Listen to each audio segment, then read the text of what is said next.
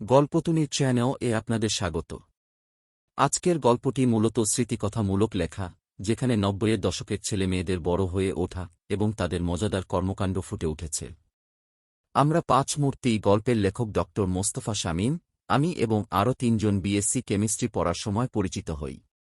গবেষণা সম্পন্ন করে শামীম এখন একটি কোম্পানির রিসার্চ অ্যান্ড ডেভেলপমেন্ট হেড হিসেবে কর্মরত। শুরু করি দ্বিতীয় পর্ব, কুল। বর্তমানে গ্রাম বাংলা থেকে অনেক দূরে গুজরাটে কর্মরত। বয়স বেড়ে যাওয়ায় প্রকাশ্যে অনেক কিছু বদমাইশি করার আগে বার দুয়েক ভাবতে হয়। আমাদের একটা নতুন রিসার্চ অ্যান্ড ডেভেলপমেন্ট ল্যাব খোলার জন্য একটা জমি দেখতে গিয়েছিলাম। সেখানে বেশ কিছুক্ষণ ঘোরাঘুরির পর একটা জংলি কুল গাছের দেখা পাই। ছোট্ট ছোট্ট গোল গোল টক কুল। কুল গাছ থেকে অনেক স্মৃতি উঁকি দিয়ে গেল। আমি তখন ফ্রি প্রাইমারি স্কুলে পড়ি। স্কুল আমাদের বাড়ি থেকে ২ বা ৩ কিলোমিটার দূরেই ছিল। আমরা সাধারণত পাকা রাস্তা দিয়ে না গিয়ে ধান ক্ষেতের মাঝখান দিয়ে আল বরাবর যেতাম। একটু বেশি পথ অতিক্রম করে তবে স্কুলে পৌঁছাতাম, কিন্তু যেতে যেতে অনেক কিছু মজা হতো। মাঠের মাঝখানে একটা জায়গা ছিল যেখানে একটা বড় বুনো কুল গাছ ছিল। ছোট্ট ছোট্ট গোল গোল কুল, কষাটে এবং টক স্বাদ। কুল পাড়ার একটাই উপায় ছিল, ঢিল মারা। হাতের টিপ খারাপ থাকার জন্য প্রচুর ঢিল ছোড়ার পরেও হাতে গোনা কুল পেতাম।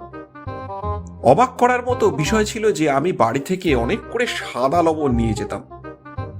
কিছু অতি দুষ্টু ছেলে ছিল যারা অপেক্ষা করত সঠিক সময়ের জন্য। যখনই ঢিল মারতাম তৎক্ষণাৎ দৌড়ে কুলতলায় চলে যেত আর কুল কুড়িয়ে মুখে ভরে দিত। ফলে বেশি কুল সংগ্রহ হতো না। ঢিল শেষ হয়ে গেলে অনেক সময় চটি খুলে ছোড়া হতো, আবার সেটা কুল গাছে আটকে গেলেই চিত্তির। অবশিষ্ট জুতোটা দিয়ে প্রথম জুতোটাকে পাড়ার আপ্রাণ চেষ্টা। যতবার মায়ের মারের কথা মনে পড়তো তত চেষ্টাটা বেড়ে যেত। কোনো কোনো দিন আবার দুটো জুতোই আটকে যেত। কিছুই করার থাকতো না। খালি পায়ে স্কুলে যেতাম আর ছুটির পর সোজা ঠাকুমার কোলে গিয়ে আশ্রয় নিতাম। আমাদের গ্রামের বাড়িতে মিষ্টি কুলের একটা বড় গাছ ছিল। প্রত্যেক বছর তার ডালপালা কাটার ফলে তার চেহারা প্রায় দশাশই হয়ে গিয়েছিল, আর কাঁটাও ছিল। ছোট ছিলাম, ঝুলে থাকা কুলগুলোতে হাত পেতাম না। কুল মাটিতে পড়ল কি অমনি বড়রা ঝাঁপিয়ে নিয়ে নিত। আমার ভাগ্যে কুল আসতো ২ ভাবে, হয় আমাকে কাঁদতে হবে, নইলে ঠাকুমাকে বলে দিতে হবে।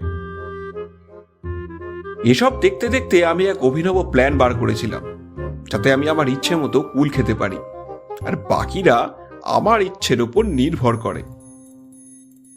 একদিন বিকেলে কুল পাড়ার জন্য রণসজ্জা করলাম।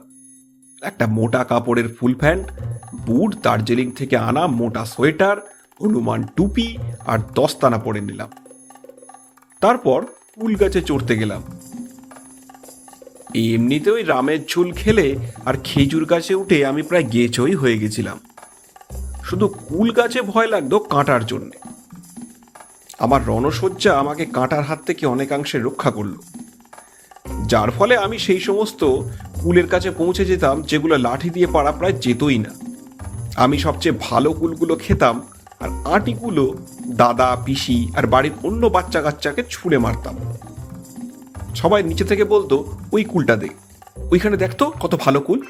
আমি সব শুনতাম, তাদের অনুরোধের কুলগুলোকে গলাধ্যকরণ করতাম আর আটি ছুঁড়ে দিতাম।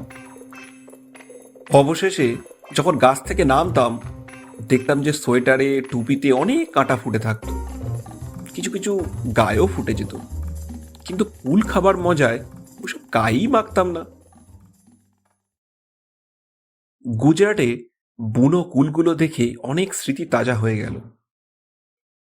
একটা দুটো খেতে খেতে অনেকগুলো খেয়েই ফেললাম। আমার এইসব কাণ্ড কারখানা অরবিন্দ ভাই দেখছিল। সে জানালো, সাহেব, এই বুনো কুল কেউ খায় না এবং এখানে অফুরন্ত। সে এও জানালো যে আমার জন্য উত্তম কুলের ব্যবস্থা করে দেবে। অরবিন্দ ভাইকে আমি ঠিক বোঝাতে পারিনি আমি ঠিক কি চাইছিলাম। যাই হোক, আমি কিছু আর বললাম না। আমি কিছু ঢিল খুঁজছিলাম এবং পেয়েছিলাম, কিন্তু ছুটতে পারিনি। খুব কষ্ট পেয়েছিলাম। নিজের ওপর অভিমানে আরভিন ভাইকে বললাম আমার জন্য কিছু কুল একটা প্যাকেটে ভরে দাও। সে আমার থেকে অবাক হয়ে চেয়েছিল। আমি অবশ্য ভ্রুক্ষেপ করিনি। বাড়ি ফিরে আয়েশ করে খাচ্ছিলাম। আমার 2 বছরের হনুমান, মানে আমার পুত্র সন্তান, আমার বেশ ন্যাওটা। একটা কুল ওকে দিলাম। সে মুখে দিল আর চোখ মুখ কুচকে কুলটাকে ফেলে দিয়ে পালিয়ে গেল। উপলব্ধি করলাম তার হনুমান ডাক্তার নামটার একটা সার্থকতা আছে। বেটা বুঝতেই পারলো না যে কোন শৈশব থেকে বঞ্চিত হচ্ছে। কুল খেতে খেতে আফসোস করছিলাম ঢিল ছুটতে না পারার জন্য। কষ্ট হচ্ছিল কেবল এই ভেবে যে লোকের কথা ভেবে নিজের ছেলে মানুষকে নিজের ভেতর দাবিয়ে দিলাম। যাই হোক, কিন্নিক কুলগুলোকে দেখে বেশ খুশিই হলো এবং সাবধান করে দিল যে ভুলেও যেন ঢিল ছোড়ার কাণ্ড না করি।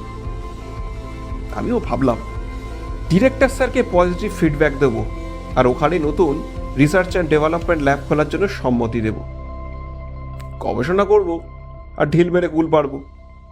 দরকার হলে জুতো ছুঁড়েও কুল পারতে পারি, কিন্তু আমি কুল হাত দিয়ে পেড়ে খাবো না। আমাদের আজকের গল্প এ পর্যন্তই। আবার দেখা হবে একটি নতুন গল্পের সাথে। আমাদের চ্যানেলটি ভালো লাগলে লাইক, শেয়ার, কমেন্ট অবশ্যই করবেন। আর হ্যাঁ, চ্যানেলটি সাবস্ক্রাইব করে বেল আইকনটি ক্লিক করতে ভুলবেন না। সাথে থাকুন, পাশে থাকুন। ধন্যবাদ।